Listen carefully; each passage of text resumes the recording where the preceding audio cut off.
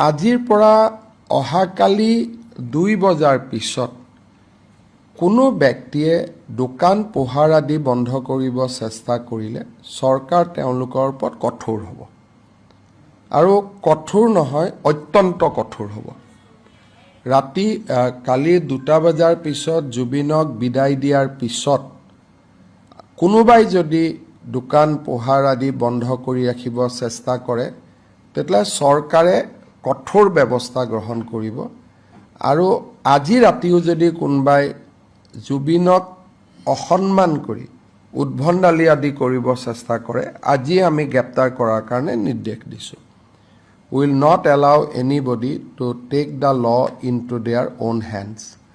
আৰু মই ব্যৱসায়ীসকলক আহ্বান জনাম যে অহাকালি 2 বজাৰ পিছত আপোনালোকে সুন্দৰ কৰি ব্যৱসায়বিলাক আৰম্ভ কৰক।